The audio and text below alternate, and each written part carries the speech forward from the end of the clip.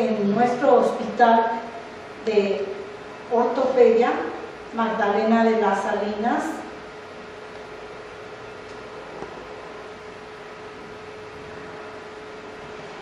Y nuestro servicio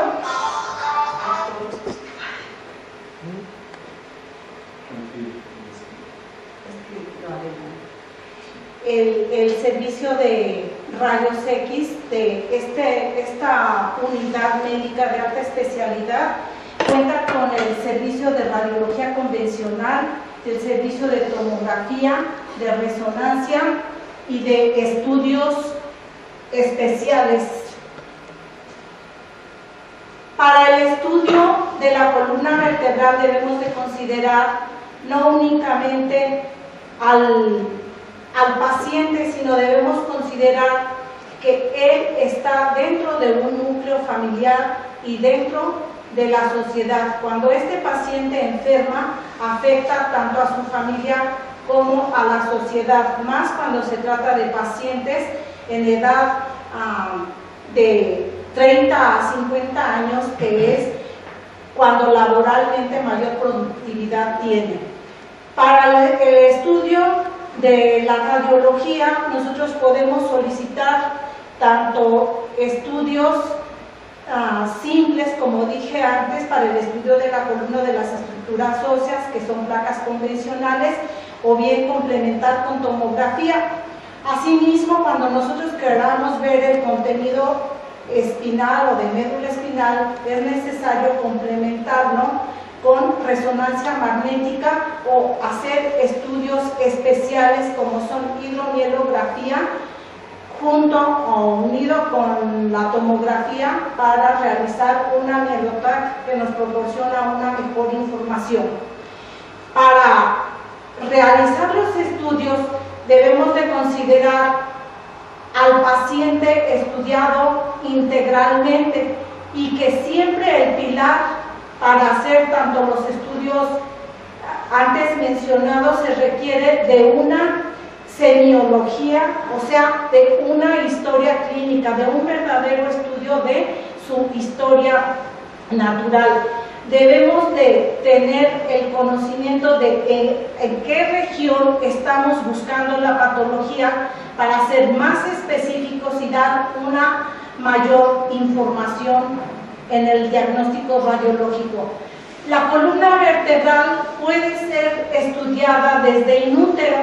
Considerar que estos estudios pueden informarnos desde inútero la patología congénita que pudiera encontrarse en algún paciente estudiado, dado que para el estudio de la columna lumbar vamos a dividir la patología congénita y la patología adquirida.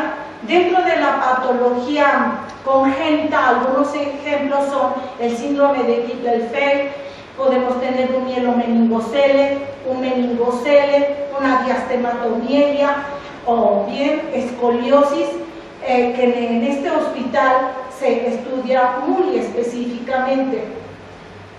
Recordatorio únicamente que en la fase membranosa, perdón por este error, se encuentra entre la cuarta y quinta semana. De ahí pasamos a la fase de condrificación, que es entre la séptima semana, y la fase de osificación, que inicia desde la 10ª semana hasta los 22 o 25 años de edad. Siempre que solicitan placas al servicio de radiodiagnóstico, debemos de tener primeramente en cuenta para qué queremos los estudios, qué les vamos a buscar, y con ello, si nosotros sabemos leer adecuadamente las proyecciones en antero, posterior, lateral, oblicuas y dinámicas, vamos a considerar que podemos encontrar hasta un 80% de diagnóstico, y el 20% restante ya lo pudiéramos complementar con resonancia magnética, con tomografía o con mielotomografía, como antes había mencionado.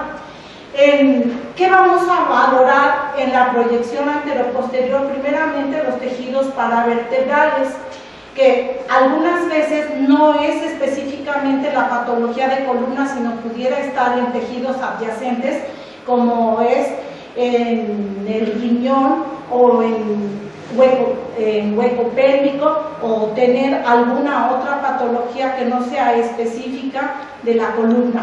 Asimismo, considerar la densidad de las estructuras óseas, recordando que en radiología convencional tenemos 5 densidades, que son la densidad aire, 2, la densidad líquida, la densidad de músculo o sangre, y 4, la densidad de estructuras óseas, y 5, la densidad metal. Ello lo vamos a considerar para buscar si en alguna de la columna o de los tejidos paravertebrales encontramos calcificaciones. También es importante desde la placa simple considerar la alineación que esté presentando el paciente, siempre y cuando tenga una posición adecuada para la toma de sus placas, como es estar en bipedestación y sin zapatos.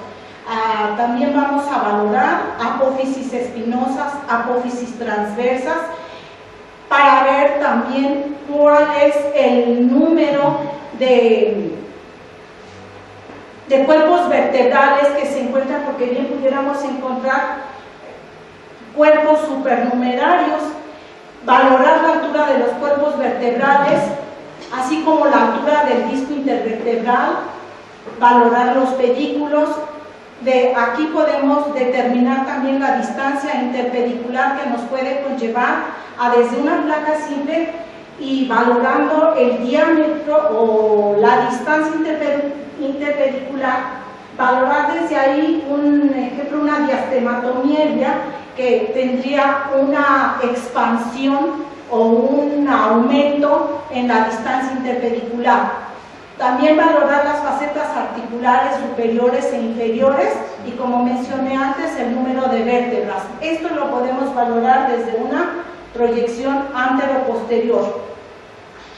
Dije también la alineación, valorar la distancia interpedicular, valorar la altura de los espacios intersomáticos, valorar las apófisis transversas, las apófisis espinosas, valorar si no existe vasculación alguna, y valorar que estas proyecciones sean tomadas adecuadamente de acuerdo a la región que estén solicitando, como estos ejemplos que estoy presentando de columna lumbar.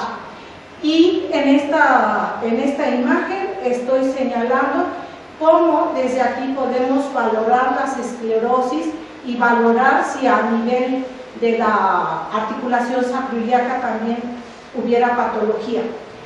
En las proyecciones laterales vamos a valorar también si existe alguna fractura, si existe algún desplazamiento. Podemos valorar cada uno de los agujeros intervertebrales y complementar, si tuviéramos alguna duda, la altura tanto de los cuerpos vertebrales como de los espacios intersomáticos.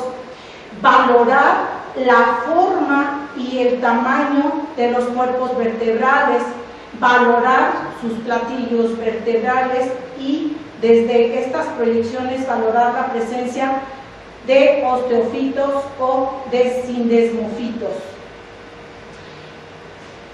También podemos valorar desde las proyecciones, y mostrando esta bella imagen del néter, que existen otras patologías que pueden estar ocasionando patología lumbar sin estar específicamente en relación al disco, como puede ser un tumoroso en el raquis, una artrosis que provoca osteofitos, un tumor del ilíaco o del sacro, tumores, pólipos o alguna masa en el hueco pélvico. Valorar también si existe algún tumor en la médula o en el cono terminal o en el filo terminal. valorar espondilitis tuberculosa, espondilitis anquilopoyética o alguna artrosis en cadera. Es necesario también